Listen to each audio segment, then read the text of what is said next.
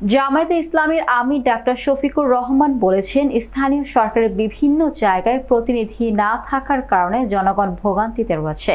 তাই নির্বাচন কমিশনের সদিচ্ছা ও সক্ষমতা যাচাইয়ে দ্রুত স্থানীয় সরকার নির্বাচন দিন। এতে জনগণ বুঝতে পারবে ইসির সদিচ্ছা কতটুকু। শুক্রবার ময়মনসিংহের সার্কিট হাউস মাঠে জেলা ও মহানগর জামায়াতের উদ্যোগে অনুষ্ঠিত দলীয় কর্মী সম্মেলনে প্রধান অতিথির বক্তব্যে তিনি এই কথা বলেন। সম্মেলনে ডাক্তার শফিকুর রহমান জাতীয় সংসদে আনুপাতিক হারে নির্বাচন ও উচ্চ নিম্ন কক্ষ গঠনের দাবি জানিয়ে বলেন, নির্বাচনে বিশেষ কোনো দলকে সুবিধা দিলে জনগণ তা মেনে নেবে না।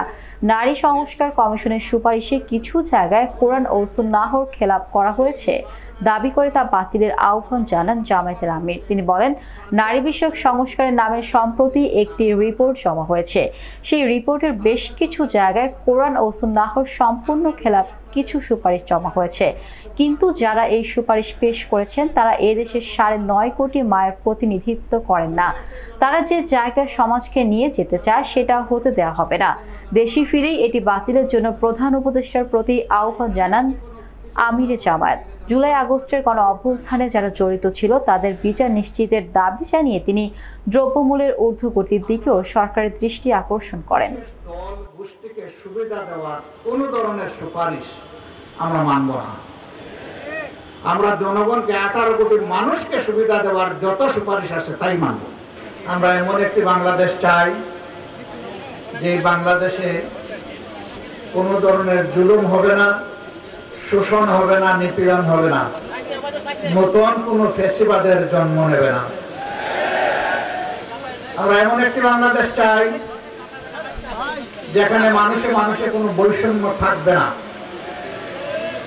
আমরা এমন একটি বাংলাদেশ চাই যেখানে দুর্নীতিতে আর আমরা চ্যাম্পিয়ন হব না।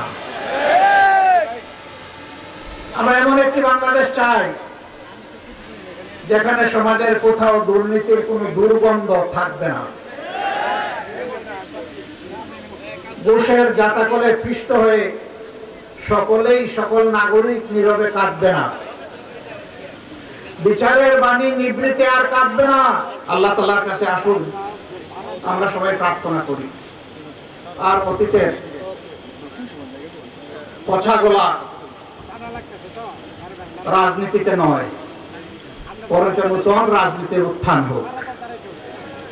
তরুণ যুবকদের কাছে আমাদের বিনয়ী অনুরোধ, দুনিয়ার সমস্ত পরিবর্তন হয়েছে তরুণদের উপর ভর করে, তাদের বাহুর উপর ভর করে। এমনকি জুলাই আগস্ট বিপ্লব হয়েছে এই দেশে তাদের নেতৃত্বে। তোমরা যে আশা আকাঙ্ক্ষা স্বপ্ন নিয়ে জীবন দেওয়ার জন্য রাস্তায় নেমে এসেছিলে, তোমাদের বহু সাথী চলে গেছে, আল্লাহ তোমাদেরকে বাঁচিয়ে রেখেছে। তোমরা এই লড়াই থেকে বিশ্রাম নিও না।